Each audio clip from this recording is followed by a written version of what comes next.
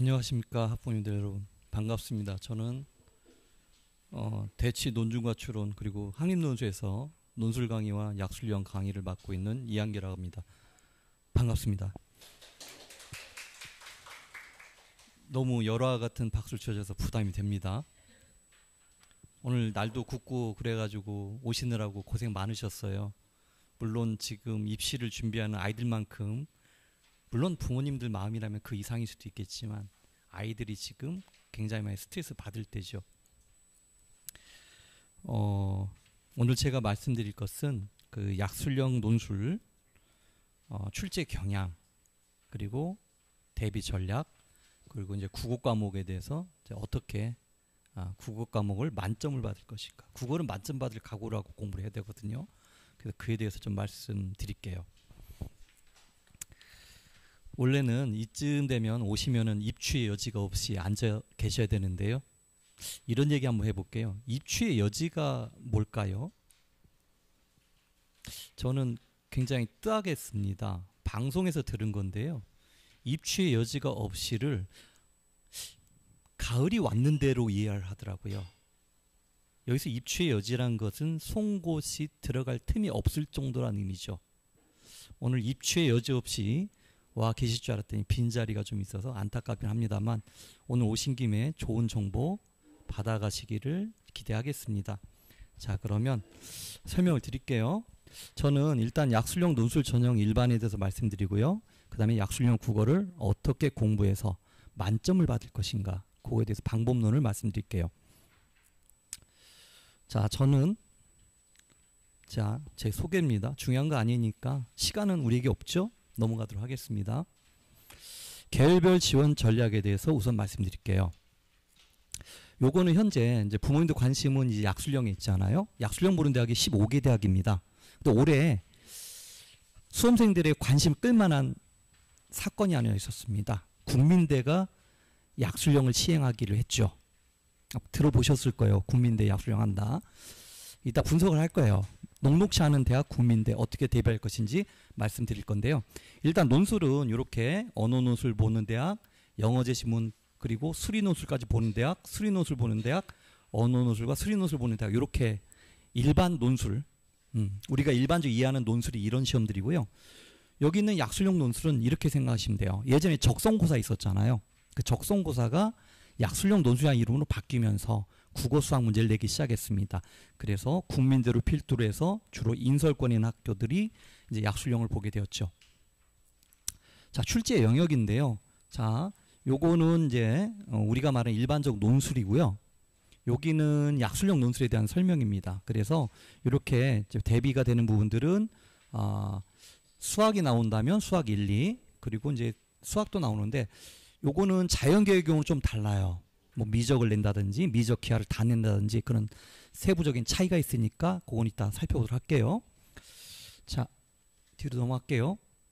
요거는 일반적으로 말하는 수리 논술의 출제 의도라고 합니다. 근데 요거는 일반 논술이고요. 약술령에서 수학은 그냥 수학 문제 푸는 거라 이해하시면 됩니다. 그래서 중요한 사항 아니니까 넘어갈게요. 자, 수학에 대한 개괄인데요. 보시면 여기 약술령 대학에 녹색으로 표기되어 있습니다. 그 배점이라는 것들이 다 이렇게 좀 천양지차인데요. 여긴 주로 이제 인문 쪽에 정리가 된 것 같아요. 이렇게 생각하시면 됩니다. 인문에서 국어 비중과 수학 비중을 역으로 하면 자연계의 수학과 국어 비중이라 생각하시면 되는 겁니다. 그래서 뭐 내용을 보시면 알겠지만 말이 빠른가요? 세월이 빠르잖아요. 말도 빠릅니다. 자, 이렇게 생각하시면 돼요. 약술령은 수능 수학 등급으로 기준한다면 4등급 언저리부터 좀 가능하다고 봐요. 물론 5등급에도 합격한 사례가 있지만, 그리고 국어는 합격자 보니까 3에서 5등급 정도에 분포하고 있는 것 같아요. 솔직히 말씀드리면 수능 시험에서의 실력이란 거는 시간 내에 푸는 게 능력이죠. 아이들이 시간이 충분히 허용된다면 문제 풀 수 있습니다. 특히 국어 같은 경우도요. 시간이 충분하다면 아이들 등급이 1, 2등급 다 올라갈 거예요. 하지만 문제는 뭐다? 주어진 시간 내에 풀어야 된다는 거. 즉 주어진 시간 내에 푸는 것 자체가 실력인 거죠. 하지만 약술령 같은 경우는 꼭 그렇진 않습니다. 가천대를 필두한 여러 대학들 보면요. 시간이 넉넉한 편입니다. 자, 왜 그런지 좀 더 살펴보도록 하고요. 요거는 일반 논술에 관련된 거니까 넘어가도록 할게요. 자, 약술령 논술 전략에 대해서 말씀드릴게요. 지금 약술형 논술 전형에 대해서 제가 이제 개화를 올려놨는데요. 보시면 인문계열과 자연계열을 모두 뽑는 대학도 있고요. 인문계열은 뽑지 않고 자연계열에서 약술형 보는 대학들이 있습니다. 요거 구분할 수 있으셔야 되고요. 전형 방법은 논술과 교과의 비중이 있는데 교과들이 20% 이상을 넘는 대학이 거의 없고요. 보통 약술형 교과 몇 등급 학생들이 지원할까요? 3등급 때만 돼도 학종을 고민하죠. 물론 이제 원하는 대학 가기 힘든 건 마찬가지지만, 그래서 약술형은 아무래도 아이들이 내신이 4, 5등급 대 학생들이 줄일 겁니다. 그런데 아시잖아요, 어머님들. 4, 5등급 대 몰려 있으면 그 아이들 간의 급 간의 차이는 얼마 되지 않겠지요. 그렇기 때문에 교과는 별로 의미가 없다라고 생각하시면 되고요. 내신 급 간의 차이가 굉장히 미미합니다. 약술형 국어 문제만 보더라도요, 한 문제 속에 요구사항이 3개, 4개가 있습니다. 빈칸 채우기. 그러면 3, 3, 4점 이렇게 나와요. 그러면 그 교과의 차이는요, 3점짜리 하나 더 맞으면 다 뒤집히는 겁니다. 교과가 의미가 없다라고 생각하시면 돼요. 자, 어머님들께서 나중에 아이들과 함께 어느 대학을 지원할 것인가를 이제 논의하실 때는 가장 우선순위가 되는 건 수능 최저학력 기준입니다. 그래서 수능 최저학력 기준 보면 없는 대학도 있지만 몇몇 대학은 수능 최저학력 기준이 있죠. 그래서 원서 접수할 때 이 수능 최저학력 기준을 고려해서 원서를 쓰시라. 그래서 아마도 6월 모의와 그리고 9월 모의 가채점 결과를 가지고 원서 쓰실 텐데, 그죠? 너무 좀 리스크가 높은, 그리고 11월 본 수능 때는 잘 볼 거야라는 근거 없는 낙관을 가진 아이들 많거든요. 냉정하게 판단하셔야 됩니다. 냉정하게 판단하셔서 어느 대학 지원할 것인지 보셔야 되고요. 그렇기 때문에 요걸 제공해 드리는 거예요. 여기 보시면 요게 데이터가 다 있어요. 여기 없는 데이터에 대한 것들은 사진 찍으세요. 제가 포토타임 한번 찍으시면 돼요. 여기 없는 자료, 극비사항인 자료도 있습니다. 그래서 요것도 자료가 있으니까 나중에 참조하시는데, 일단 지원을 할 때 요거 최저학력 수준을 기준을 충족하는가를 좀 따져보셔야 된다. 자, 다음 장 넘어갈게요.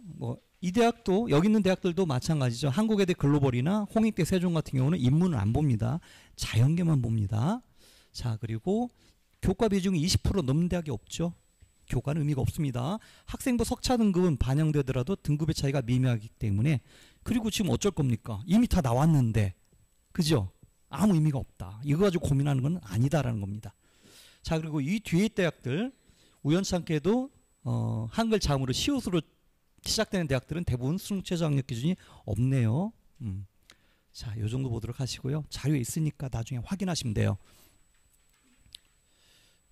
자, 요거는 아마 있을 거예요. 논술 백서 안에. 그래서 요거는 아이들이 수학과 국어에 대해서 강점들이 좀 있는 학생들이 있죠. 상대적인 거죠. 우리 아이가 국어는 뭐 2 정도 찍어. 그런데 수학은 4 정도 돼. 그럼 어느 대학을 쓰는 게 좋을까요? 당연히 국어 실력이 좋은 학생들은 국어의 출제 비중이 높은 대학들, 강남대라든지 구민대라든지 상명대를 써야겠죠. 우리 아이가 국어 수학 보니까 수학에 좀 강점이 있어. 근데 문이과 가리지 않죠. 수학에 강점이 있다면 수학 비중이 높은 이과를 쓰는 게 더 좋은 선택이고, 이과도 역으로 수학보다는 국어에 강점이 있다? 그럼 인문계를 쓰면 되는 거예요. 자, 그래서 우리 아이가 선택할 때는 첫 번째는 수능 최저학력 기준에 충족하는가가 첫 번째 기준이고요. 두 번째는 각 대학에서 국어와 수학의 비중이 어떻게 되느냐. 요게 우리 아이가 선택할 때 또 하나의 기준이 될 겁니다. 자, 그리고 출제 범위를 보시면요. 국어는 모든 대학이 기본적으로 문학과 독서를 냅니다. 문학과 독서에서 내고요. 몇몇 대학들은 화작, 그리고 언매에서 나오는데요. 언매는 문법이 주로 나오고요. 문법 중에서도 자음의 음운 변동이 대부분 나옵니다. 그래서 우리 아이가 언매를 공부하지 않았는데 우리 아이가 지원하는 대학이 언매에서 나오네? 걱정할 필요 없습니다. 문법의 자음의 음운 변동만 공부하면 대부분 거기서 나온다라고 이해하시면 돼요. 그래서 우리 아이가 화작을 선택하지 않아도요. 옆집에 중학교 2학년 데리고 와서 문제 풀라고 해도 풀 수 있어요. 화작은 너무 쉽거든요. 그래서 우리 아이가 화작을 선택하지 않았는데 이런 거는 고민할 사항이 아니고요. 다만 엄매를 보는 경우에는 문법의 자음 변동 정도만 공부하면 해결할 수 있다. 이렇게 생각하시면 돼요. 자, 그래서 국어는 문학과 독서 중심으로 화작과 엄매를 선택한 학교들이 있고요. 여기서 국어는 뭐냐면 그냥 1학년 때 배운 국어 있잖아요. 지문을 EBS 특강과 완성에서 주로 뽑지만 1, 2학년 때 여러 종의 교과서에서 문학 지문을 뽑는 경우가 있습니다. 그래서 이제 국어가 표기한 거고 큰 의미는 없다라 생각하시면 되고요. 자, 수학의 경우에는 수학 1, 2가 공통이죠. 자, 그리고 신경 쓰셔야 될 거는 국민대 자연계 미적분 나옵니다. 수학 1, 2 나오고 미적분 나온다. 이런 것들은 선택할 때 중요한 기준이 되겠죠. 자, 여기 보면 그 다음 대학들 보면요. 엄매되는 대학 이렇게 다 구분되시죠. 요거 나중에 원서 쓸 때 확인하셔야 됩니다. 수학은 이쪽 대학들은 주로 1, 2네요. 자, 이건 수학만 출제하는 대학입니다. 수학만 출제하는 대학. 그렇기 때문에 우리 아이가 가천대 의예과를 들어가면 너무 좋겠죠. 근데 최저가 굉장히 높습니다. 그래서 꿈의 대학이긴 합니다. 의예과란 게. 자, 그래서 이게 수학만 보는 대학들은 대부분 자, 보시면 이렇게 자연계열이고요. 일부는 이게 공통으로 해서 인문자연 구분하지 않고 보는 경우도 있습니다.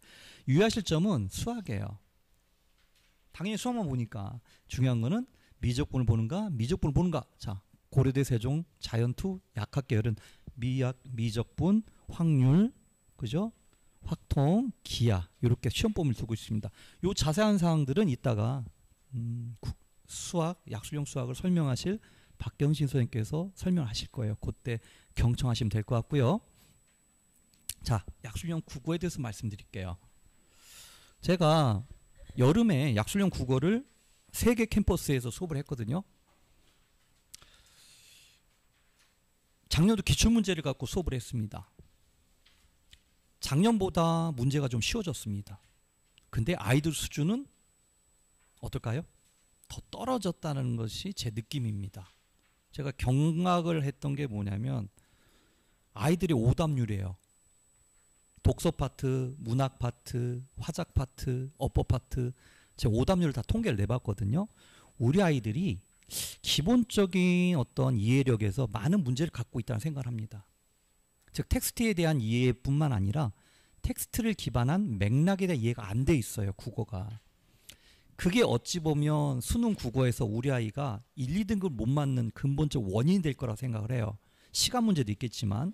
그래서 그런 문제의식 속에서 제가 이제 어떻게 하냐면 독서는 어떤 방식으로 문제를 풀어야 되는지, 문학은 어떤 방식으로 문제를 풀어야 되는지를 중점적으로 가르쳤습니다.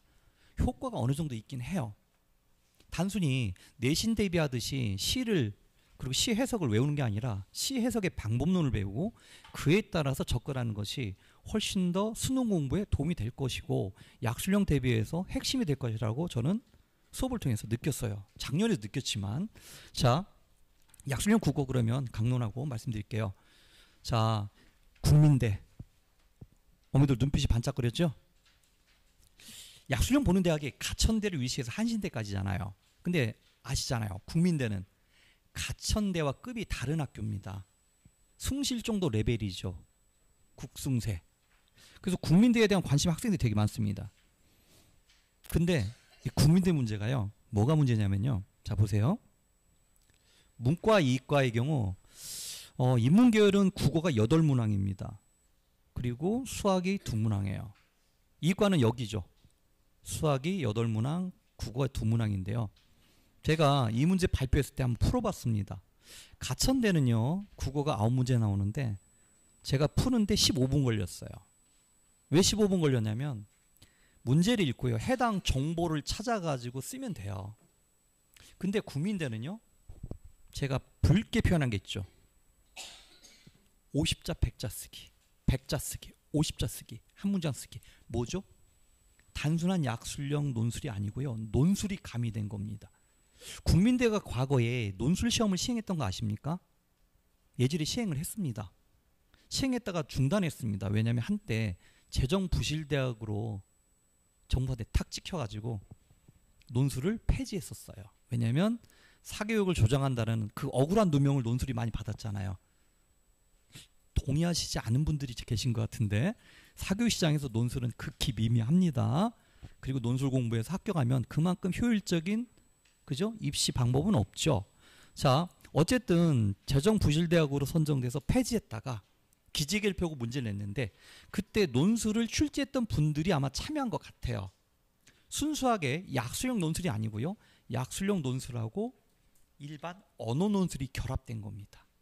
그래서 국민대 경우 90분 쓰기거든요. 제가 봤을 때는 올해 이게 모의 논술 분석한 건데요. 이렇게 내버리면 90분 중에 단순 계산해서요. 8문항이면 72분 동안 풀어야 되잖아요. 72분에서 2분을 절사하고 70분이라고 칩시다. 70분 내에 과연 풀 수가 있을까? 70분 내에 도저히 풀 수 없을 거라고 생각을 했어요. 그리고 실제 국민대 기출문제 2-3개 정도를 제가 여름 특강 때 쓰게 했어요. 제가 출간 캠퍼스 아이들 통계가 한 70명 정도 되더라고요.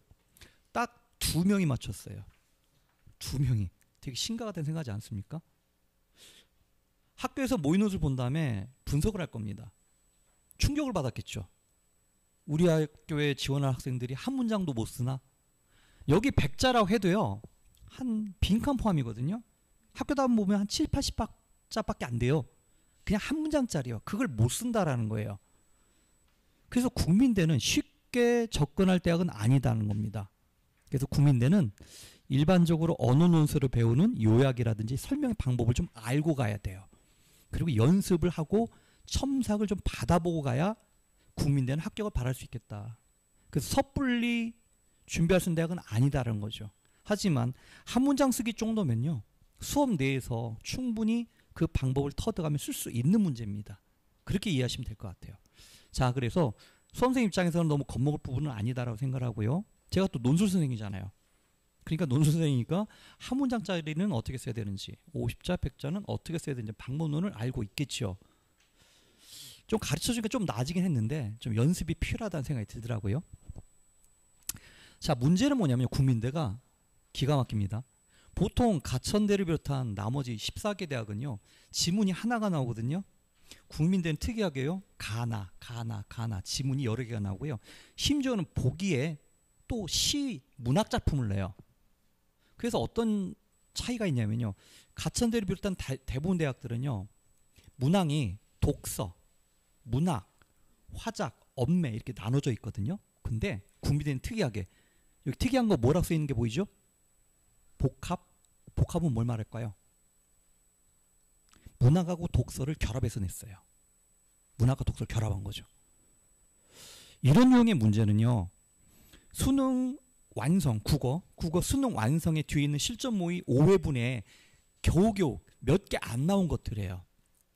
왜냐면 문제 구성 어렵거든요. 독서 지문하고 문학 지문을 같이 복합해서 문제 만드는 건 되게 어려운 건데 그 어려운 걸 국민대 교수님도 해내셨어요.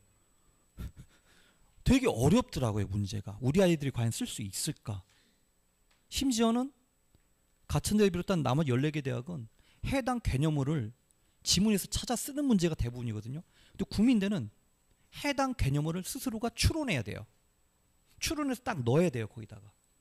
문장 속에 괄호가 있으면 앞뒤 문장의 맥락을 이해하고 그 다음에 해당하는 개념어를 떠올려서 써야 돼요. 그게 쉽지가 않다는 겁니다. 그래서 국민대 같은 경우는 좀 훈련이 좀 필요하다. 쉽게 스스로 공부해서 해결될 문제가 아니다 생각을 해요. 저는 그렇게 생각을 해요. 최소한 약술형 국어는요. 국민대를 제외한 대학들은 혼자 공부할 수 있어요. 어떻게 하냐면요. 수능 특강을 2번, 수능 완성을 2번을 완독을 하는 거예요. 그러면 돼요. 근데 제가 수업 때 놀랐던 것은 뭐냐면 여름 때 기출문제 풀지만 중간에 올해 EBS 특강과 완성 문제를 넣었거든요. 설명한 다음에 이 지문 봤지? 본 사람 손 들어봐 그랬더니 그 반이 한 20명 정도 되는데요. 한 4명, 5명이야. 결론은 뭐냐? 우리 아이가 공부를 안 한다는 거예요. 아니 수능 특강 완성 연계해서 수능 내잖아요. 제대로 안 본다는 거예요. 고개를 갸우뚱한 학생이 많습니다. 어디선가 본 것 같은데. 그러니까 아이들이 제대로 공부를 안 한다는 겁니다. 근데 국어 어디서 주로 낸다고 학교에서 천명을 하죠? 수능 특강과 완성의 연계에서 낸다라고 대부분 대학이 얘기를 해요. 그렇기 때문에 기출문제 보면 수능 특강과 완성에 나오는 지문을 고스란히 냅니다. 거의 바꾸지도 않아요. 그런데도 아이들이 수능 특강 완성을 공부를 안 하는 거예요, 잘. 그러니까 수능 특강과 완성을 열심히 공부하는 학생 입장에서는 약술형이 쉬울 수가 있어요. 국민대는 예외죠. 그런데 왜? 문장을 써야 되니까. 그래서 어머님들 그거 한번 체크해 보세요. 우리 아이가 약술형의 진짜 뜻을 품고 준비하려면 국어만 한정해서요. 수능 특강 2번 정도는 공부했는가. 그리고 완성이 교재가 6월에 나오니까 핑계가 되겠지만 그래도 한 번 정도 받는가를 체크를 하셔야 돼요. 물론 수업에서는 EBS 특강과 완성을 기반한 문제 100%로 다 모의고사를 보거든요. 근데 제가 모든 걸 다 문제 만들지 않을 거 아니에요. 그죠? 문항이 워낙 많으니까. 스스로 공부할 영역이 있는 겁니다. 그래서 수능 특강 완성 열심히 공부하고요. 그리고 그에 기반한 실전 모의고사를 계속 풀어보면 당연히 정답률이 높아질 수밖에 없다. 그리고 약술형은 어차피 창작 문제가 EBS 특강과 완성에 기반하기 때문에 그것만 열심히 공부해도요. 어느 정도 국어 공부에 도움이 되는 겁니다. 자, 요 정도 말씀드리고요. 자, 국어 같은 경우 국민대는 좀 훈련이 필요하다. 그리고 출전 보시면요. 수능 특강과 완성 뒷장 보시면 수능 특강 완성 문학교과서 이렇게 돼 있죠. 기반이 베이스가 다 수능 특강과 완성인 겁니다. 자, 어느 정도냐면요. 15개 대학이 논술 보니까 수능 특강과 완성에서 최소 50%에서 70-80% 낼 거 아닙니까? 그래서 특정 지문이 제가 확인한 거는 5개 대학에서 특정 지문이 똑같이 나왔어요. 똑같이. 근데 우리 아이가 약술형으로 6개 쓴다. 그러면 창작 모의고사를 풀어본 문제, 그런 문제가 시험에 나올 가능성이 매우 높은 거죠. 저도 올해 수업하면서 아, 내가 적중률이 높구나. 높을 수밖에 없죠. 창작 문제를 그렇게 많이 만들어냈으니까 당연히 높을 수밖에 없는 거죠. 자, 그리고요. 학교에서 신경 쓴 거는요. 보세요. 파란색이 뭐죠? 독서의 그죠? 장르들입니다. 그죠? 인문예술, 과학기술, 사회문화. 그거를 골고루 냈어요. 골고루. 실전에서는 제 생각은 그래요. 제가 문제를 풀어봤는데 심지어 이과 문제도 어려워요. 아마도 국어는 국민대 모의논술보다는 좀 쉽게 낼 가능성이 높다고 생각합니다. 왜? 아이들한테 90분 중에 70분을 국어 푸는데 쓴다면 70분 내에 도저히 8문항을 쓸 시간이 안 될 거라고 생각을 합니다.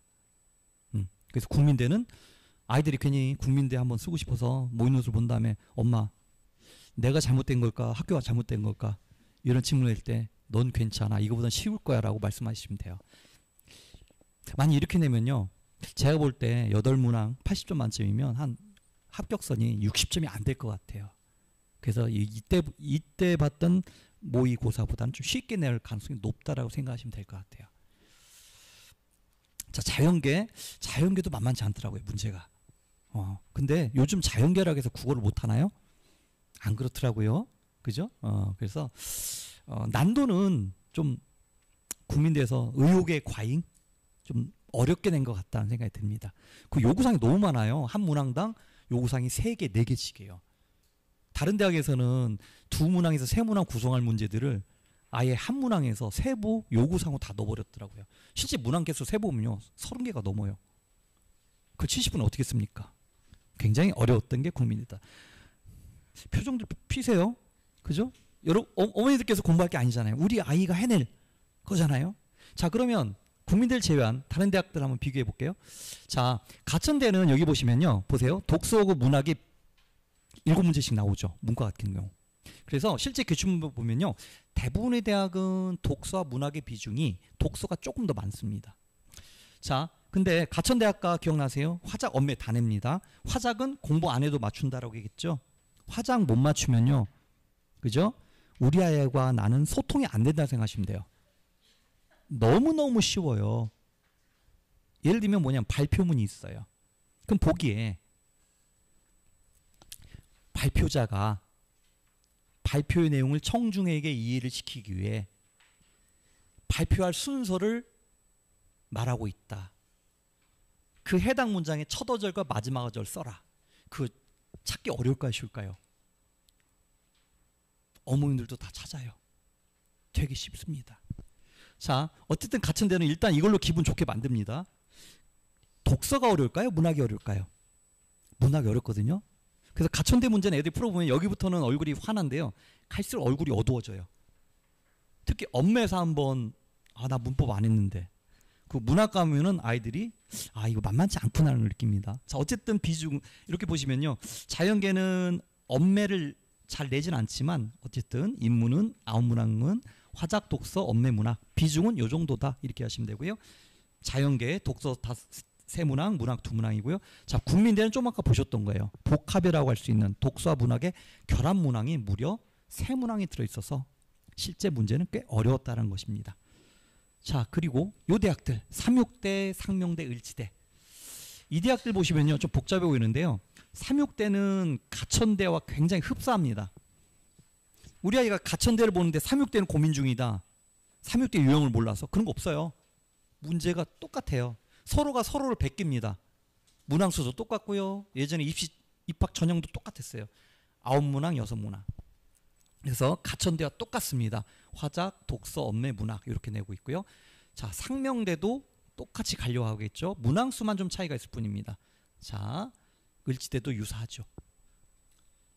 그 다음 얘네들은 뭐 화작, 엄매 문제 내기 귀찮고 그거 굳이 풀 필요 있을까? 문법 모른다고 우리가 살아가는데 문제 있나요? 그죠? 카톡에 어머님들 카톡 대화하실 때 문법 신경 쓰나요? 자, 얘네들은요 이 4개 대관 독서와 문학만 냅니다.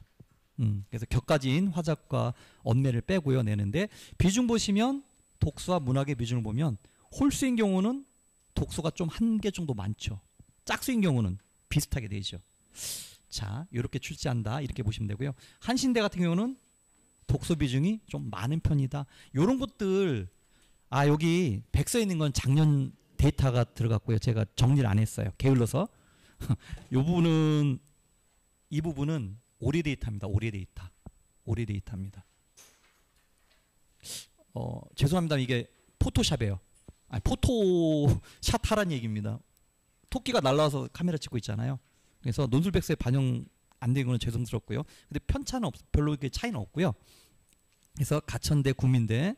자, 다음 장 넘어갈게요. 복습하는 겁니다. 그 다음은 삼육, 상명, 을지. 2024 기출로 비슷합니다. 자, 그리고 요거는 서경, 수원, 신안, 한신.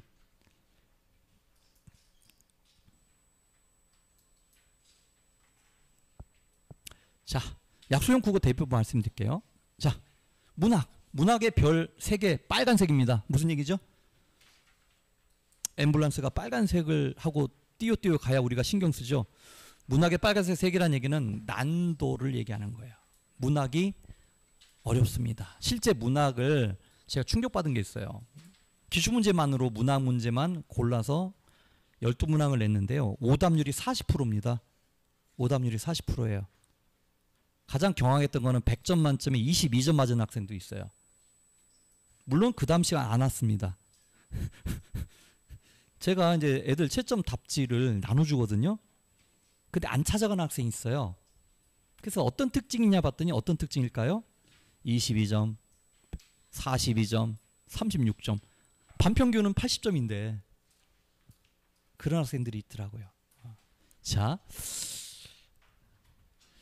문학은요 난도가 독서에 비해서 조금 높습니다. 이유는 하나입니다. 독서는요 지문의 내용에 대한 이해를 물어보는 게 주가 됩니다. 보기를 통해서 해당 지문의 내용을 찾아가는 거예요. 세부 정보를 찾는 게 주입니다. 그러니까 내가 써야 될 한 어절이나 두 어절 혹은 첫 어절과 마지막 어절의 어휘들이 지문 속에 들어 있습니다. 자, 근데 문학은 왜 어렵냐면요. 보기를 통해서 시의 해석을 읽으셔야 돼요. 학생이 읽어야 됩니다. 그리고 시 해석에 동원된 소재라든지 혹은 이미지라든지 즉 또한 표현 기법들을 이해한 다음에 시 속에서 시를 예를 들면 시어를 찾아가서 찾아내야 돼요. 그러니까 문학 작품이 어려운 것은 텍스트에 대한 이해에서 끝나는 게 아니고요. 독서는 텍스트에 대한 이해로 끝나지만 얘네는 추론을 해야 돼요. 한 번 더 생각해야 되는 거예요. 그러니까 독서보다 오답률이 2배가 높은 겁니다. 자, 그러면 문학 어떻게 공부할 것인가? 요게 제가 좀 정신이 요새 없어서 바빠서 논술백서에 넣는지 안 넣는지 모르겠지만 안 넣었을 걸 가능성이 높아요. 포토타임. 자, 문학은요. 자, 여기 수험생들 아실 거예요. 수능 특강과 완성을 보면요. 분리할 수 있어요. 뭐를? 해설과 정답지를. 그러면 정답지를 보면요. 정답 해설지를 보면요. 그 독서든 문학이든 그 작품에 대한 해제가 나와 있습니다. 그 해제를 반복해서 보셔야 돼요. 단순히 수능 특강과 완성 문제를 풀어보고 객관식 풀어본 다음에 오답 체크하고 거기서 끝나면 안 되고요. 해제를 반드시 반복해서 보셔야 됩니다. 왜? 학교에서 문제 낼 때 해제에다가 괄호치고 동그라미 1 이거 들어갈 개념은 뭐냐 이렇게 물어볼 가능성이 높은 거예요. 그래서 해제에 대한 이해가 필요하다. 특히 문학은 더 필요한 겁니다. 작품에 대한 기본적 이해가 돼야 돼요. 그래서 해제를 반복적으로 학습해야 되고요. 그렇기 때문에 기출문제는 주로 해제에 대한 빈칸 채우기로 봐도 무방하다는 겁니다. 자, 문학작품 해제 숙지는요. 자, 이게 가장 중요합니다. 주요 소재가 무엇인지, 이미지, 정서, 주제, 표현 기법. 문제가 이런 방식으로 나오는 거죠. 주요 소재를 찾아 써야 되는데 그 소재는 어떤 표현 기법으로 표현했는지가 보기에 설명이 나와요. 비유를 통해 뭐 이런 식으로 나와요. 그 다음에 화자의 안타까움을 해서 정서를 알려줘요. 그 다음에 뒤에는 신체적 이미지를 통해 이런 식으로 나옵니다.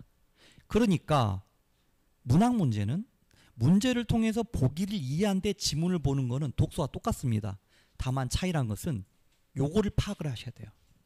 보기 속에 나와 있는 이 5가지를 확인한 다음에 해당 시어라든지 소설의 해당 문구를 찾아가는 거예요.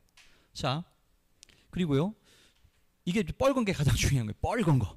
빨갛다는 표현보다는 뻘겋다는 표현이 좀 더 자극적으로 와닿죠? 자, 주요 소재 및 이미지 그리고 해당 표현 기법 파악을 통해서 시적 화자 및 등장인물의 정서 및 주제 이해가 필수답니다. 이게 핵심입니다. 이거를 잘 못하니까 아이들이 오답률이 40%에 이르는 거예요. 그리고 수능의 객관식 문제도 마찬가지예요. 선지 고르는 거예요. 이것만 잘하면 아이들이 문학에 오답을 고르기가 힘들어집니다. 자, 그리고 독서요. EBS 수능 특강과 완성 통해서요. 문단의 핵심 내용을 파악하는 게 관건입니다. 자, 그런데 모든 문단을 활용하게끔 문제를 내지 않습니다. 문제를 읽고요. 보기를 통해서 내가 확인할 핵심 내용이 몇 번째 문단인지 찾아가는 겁니다. 그래서 해당 문단에서 핵심어를 찾아서 기술한 거다라고 생각하시면 돼요. 그렇기 때문에 문제 분석을 통해서요. 활용할 제시문의 핵심 내용을 파악하는 것이 관건이고요. 대부분 내용이 뭐냐면 2가지예요. 세부 내용에 대한 이해. 그래서 독서가 쉽다는 거예요. 독서 과목이.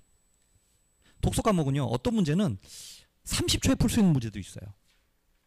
왜냐하면 2가지 주요 소재를 다루고 있는 독서 지문이거든요. 근데 그 2가지 소재가 2문단 나눠서 첫 문단에 나와요. 그리고 문제는 괄호 2개 한 다음에 해당 소재를 써라. 그러면 2 소재가 서로 대조적인 거예요. 그럼 서로 다른 답이겠죠. 그럼 이거 하나가 답이 결정돼 밑에 건 자동 결정되잖아요. 30초에 풀 수 있는 문제도 있어요. 독서는 체감상 문학보다 그래서 쉬울 수밖에 없다. 그래서 세부 내용 파악은요. 아이들이 대부분 만점을 받아요. 근데 그 문단에 있는 내용을 통해서 보기를 이해할 때 추론을 잘 못해요. 거기서 애들이 갈리는 거예요. 추론. 즉 텍스트의 내용을 바탕으로 해서 어떤 예시 상황에 적용했을 때 해당 개념어가 뭔가 이걸 쓰는데 많은 어려움을 겪습니다. 그래서 빨간색이 가장 중요한 얘기입니다. 문학작품은 이게 핵심이고요. 독서작품은 이게 핵심이다. 그래서 독서는 상대적으로 오답률이 20% 정도 내외 나올 정도로 아이들이 그래도 큰 어려움을 겪지 못하지만 문학은 이런 것들을 잘 못하니까 오답률이 꽤 높다고 생각하시면 돼요. 어머님들께서는 그런가 보다라고 생각하시고 수험생은 뭔지 알아듣는 것 같아요. 자, 어쩔 수 없죠. 자, 화작. 그냥 기출문제 풀어보면 돼요. 내가 기본적인 이해 능력이 있는가. 그래서 화작은 공부 안 해도 됩니다. 그래서 별 하나 까만 거 해놨죠. 눈에 안 띄게. 그래서 실전 가서요. 화장 나오는데 이거 틀리면요. 치명적일 수밖에 없어요. 그죠? 10점짜리 틀려봐요. 실수하면 안 되는 문제 화작. 자, 엄매는요. 요 5개 되겠는데요. 기출문제 다 풀어보면 돼요. 그리고요. 아까 말씀드린 거 있죠. 문법 중에 음운 변동이 주로 나오고요. 특히 자음의 음운 변동이 시험에 나옵니다. 수능 특강 책을 보면요. 그 표로 나와 있어요. 자음의 음운 변동이. 그거를 반복적으로 하고 예시를 많이 풀어보면 문법은 틀리기 어렵다. 자, 관건 이겁니다. 별이 몇 개요? 5개 아닙니다. 그건 장수 돌침되고요. 어렸을 때부터 하도 젊을 때부터 하도 많이 광고를 봤더니 별 5개 하면은 그게 자꾸 떠올라요. 장사 잘 되나 봐요. 여전히 광고를 좀 하더라고요. 단문쓰기. 단문쓰기가 아까 말씀드린 국민대 문제입니다. 그리고 서경대에서도 단문쓰기가 나옵니다. 하지만 서경대는 쉬워요. 근데 그걸 못 써서 문제인 거죠. 그래서 이 2개 대학은요. 단문쓰기가 나오기 때문에 요거는 뭐가 중요하냐면요. 추론하는 능력이 필요한 겁니다. 해당 그러니까 일반적인 약술형 문장은요. 문장의 특정 어절이 들어갈 부분에 괄호가 되어 있고요. 국민대나 서경대는 문장이 들어갈 부분에 괄호가 되어 있어요. 그거를 추론해서 써야 되는 거예요. 쉬울까요? 어려울까요? 어려워요. 그래서 이거는 특별한 연습이 필요한 것이 단문쓰기다. 그리고 요거는요. 첨삭을 받아봐야 돼요. 왜냐하면 다양한 답이 있을까요? 정답이 있을까요? 단문쓰기는 다양한 답안이 있을까요? 아니면 정답이 있을까요? 아니요. 다양한 답안이 있을죠. 왜? 내가 선택한 개념어가 학교 답안과 다르더라도 그게 유사어면 되는 거예요. 문장 구성도 달리할 수 있죠. 그러니까 다양한 답안이 가능한 겁니다. 써야 될 내용이 개념어가 4개 정도다. 그럼 그 4개가 들어가면 10점 만점이라고 보시면 되고요. 거기서 한 2개 정도 빠졌다 그러면 3점 이렇게 생각하시면 돼요. 절반 그 하나 빠뜨렸다 5점 이렇게 생각하시면 돼요. 근데 그 문장 구조가 되게 복잡한 건 아닙니다. 자, 그래서 요거는 좀 첨삭이 필요한 부분이다. 이렇게 생각하시면 돼요. 자, 그러면 수강 로드맵. 자, 이렇게 생각하시면 돼요. 수시 지원 9월 8일부터 12일이죠. 유념하실 것은 학교별로 그 시간이 멈췄군요. 제가 지금 몇 분인지 가늠을 못 해가지고 43분입니까? 좀 더 이바구를 털도록 하겠습니다. 자, 요게 이제 수강 어떻게 할까 로드맵이죠. 예, 수시 지원은 9월 8일부터 12일인데 학교별로 좀 달라요. 모든 대학이 8일부터 10일 5일간 하는 게 아니라 어느 대학은 8일부터 10일까지, 어느 대학은 9일부터 13일, 9일부터 11일까지 이렇게 되니까 그거 유념하셔야 됩니다. 그거 몰라가지고 원서 접수 못했다는 얘기가 나오는 경우가 있어요, 간혹. 그래서 여기 아마 논술 백서는 그 시험 일정은 나와 있는데 학교별로 그 요거는 없을 거예요. 수시 지원 기간.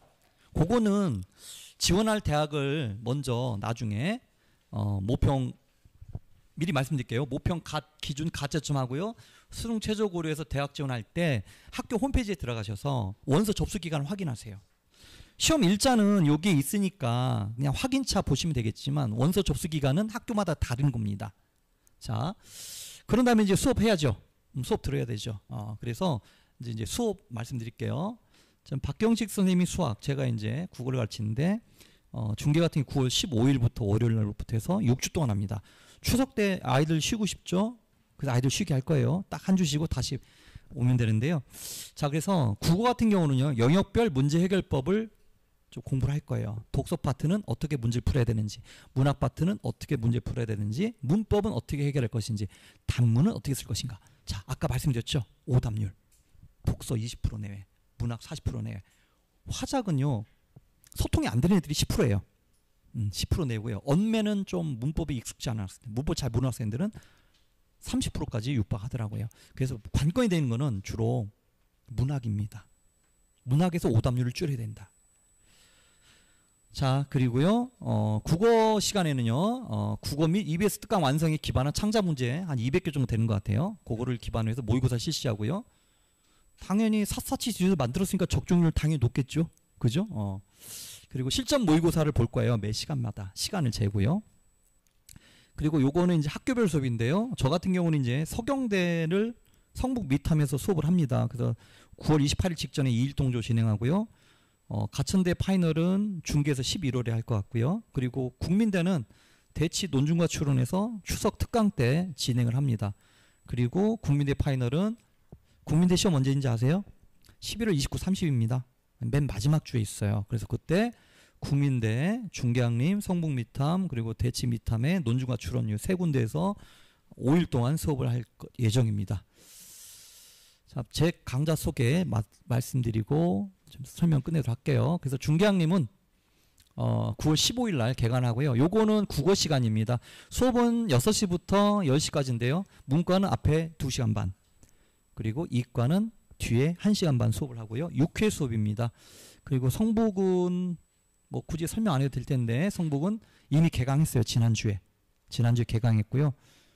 문제 어땠냐 물어보니까 선생님 왜 이리 어려워요? 그래서 어렵게 준비해야 실전 가면 쉽다라는 말을 했습니다. 그래서 이미 지난주부터 성북 미탐은 수업을 진행하고 있고요. 문과는 5번, 이과는 4번, 문과가 4번, 이과 5번 하고요. 그리고 성북은 자, 또 서경대는 중계는 개설 안 되지만 성북에서 2회 정도 개설할 예정입니다. 자, 수업은 이렇습니다. 영역별 문제 해결을 통해서 약수형 국어를 체계적으로 학습한다.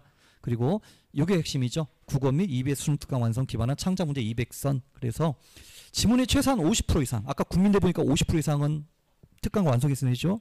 심한 경우는 거의 100%도 내기도 합니다. 일반적으로는 7, 80%가 국어 특강과 완성해서 나온다 보시면 돼요. 그래서 EBS 특강 완성의 교재에서 출제되므로 이에 대한 기반한 문제풀이가 중요합니다. 그래서 창작 문제 200선을 통해서 모의고사를 통해서 진행할 거고요. 그 매 회차별로 과제를 줄 거예요. 그 과제는요, 기출문제, 그죠? 아이들 기출문제 안 본 학생들도 많더라고요. 그래서 기출문제를 제공해서 약수형 국어에 대한 적응력을 길르기 위해서 기출문제 줄 거고요. 그리고 핵심은 이거죠. EBS 특강 완성을 통해서 부가적인 거 아니면 본질적으로 중요한 건데요. 수능 국어를 공부하는데 좀 도움이 되지 않을까 생각을 해요. 그래서 일타쌍피라고 하죠. 전문용어로. 그죠? 약수형 국어 공부하면서 수능 특강과 완성도 공부하자. 제가 페이지도 알려줘요. EBS 특강 142페이지에 있는 문제를 변형한 거야. 근데 절반 이상이 이래요. 안 봤단 얘기예요. 경악을 금치 못했습니다.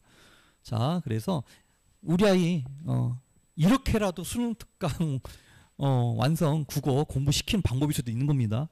자, 그래서 EBS 수능 특강 완성 지문 학습을 통해서 수능 국어 실력 증진시키고요. 자, 마지막 가볼게요. 그 대치는 아까 말씀드린 것처럼 논중과 추론해서 국민대 추석 특강을 합니다. 요즘 이 추석 특강에서 문제 만드느라 힘들어 죽겠어요. 문제 만드는 게 고통이더라고요. 저는 과거에 뭐 좀 한 15년 된 얘기인데 그 로스쿨 학원하고 또 이제 메이저 그 주간지 언론지에 논술 문제를 많이 만들어 봤어요. 그래서 약수형 문제 만들기 어렵진 않더라고요. 근데 많이 만들어야 되잖아요. 그래서 힘들더라고요. 자, 어쨌든 요때 3회 정도 대치해서 진행할 거고요. 자, 중요한 건 뭐냐면요. 첫 회를 노려야 돼요. 뭐든지. 아니, 혹시 첫사랑과 결혼하신 분 계세요? 그분들이 후회가 가장 많아요. 안 그래요? 아니, 좀 이 사람도 사귀어보고 저 사람도 사귀어보고 그래야 내가 뭔가 취사 선택한 내가 뭐 고르고 한 느낌인데 첫사랑과 사랑에 빠져서 그 굴레를 헤어나지 못했어요. 나중에 속았다는 생각이 들죠. 첫 시험, 첫사랑이 어찌 보면 풋풋하지만 허술한 것처럼 첫 해가 놀볼만 합니다. 아마 학교에서는 어머나 놀라가지고 모의보다는 조금 쉽게 나올 가능성이 크고요. 그만큼 또 학생들이 첫 해기 때문에 핫하긴 하지만 아이들이 섣불리 지원하기는 어려울 거라 생각하고요. 첫 해가 중요해요. 첫 해가. 저 같은 경우는 이제 재작년에 동덕여대가 논술 신설되면서 동덕여대 수업을 했거든요. 뭐 인원 얼마 안 됐습니다. 근데 작년 데이터 보니까 제 아이들한테 그때 첫 해를 노려라. 작년이 두 번째 해거든요. 그러니까 11명 정도 했는데 확인된 건 5명 합격했어요. 근데 논술에서 50% 육박에서 합격한 거는 굉장히 높은 거예요. 표정들이 그것밖에 안 돼? 높은 겁니다. 근데 왜 그랬냐면요. 논술 보는 대학이 많잖아요. 그러니까 아이들이 관심이 없는 거예요. 없는 겁니다. 그러니까 잘 뭘 모르는 애들이 지원하는 거죠. 그리고 나오는 패턴 유형이 뻔해요. 그 학교에서 만든 문제, 모의고사를 기반으로 만든 문제를 내거든요. 그래서 첫 해가 노려볼 만하다. 국민대도 마찬가지라 생각합니다. 아직은 국민대는 시험을 시행하지 않았지만 첫 해를 노려보는 거 좋겠다. 첫사랑에 만족하신 분들께는 죄송합니다. 근데 우리는 첫 해를 노려야 된다. 그리고 약술형하고 논술 유형이므로 맞춤형 준비 필요하다. 이런 경우도 있어요. 여기 저 어머니들 중에 우리 아이가 논술도 준비하는 학생 있을 거예요. 그 논술 준비할 때 이런 것도 좋은 선택이에요. 우리 아이가 국어 수학이 나쁘지 않아. 근데 논술 전형으로 어디 쓰냐 했더니 덕성여대, 서울여대, 동덕여대, 그죠? 쓴대. 그러면 국민대도 선택지가 되지 않을까요? 최소한 서울여대, 동덕여대, 덕성여대보다는 국민대가 대학 레벨 혹은 사회적 위상이 좀 더 높잖아요. 근데 얘는 논술하면서 글쓰기 해봤잖아요. 그래서 제가 볼 때는 국민대는요. 약술형을 가천대 대비해서 준비한 학생보다 논술 전형을 꾸준히 준비하면서 수능 국어가 안정적으로, 수능 수학이 안정적으로 나오는 학생 입장에서는 약술형, 국민대 약술형이 이번에 좋은 기회가 될 거라 생각을 해요. 이게요. 한 문장, 두 문장이라 하더라도요. 써본 학생들이 잘 써요. 고기도 먹어본 놈이 잘한다며요. 그래서 제 생각에는요. 인솔권 대학의 논술 전형 쓰는 학생들은 국민대를 한번 고려할 필요가 있다고 생각합니다. 자, 그래서 요거 말씀드리고 끝내도록 할게요. 기존 약술형 국어와는 차원이 다른 문제입니다. 뭐 때문에요? 단문 쓰기 때문에.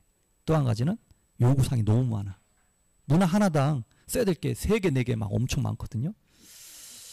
맞춤형 대비법이 필요하고요. EBS 특강 완성 기반에서 창작 문제 지금 열심히 만들고 있습니다. 요거 제공하고요.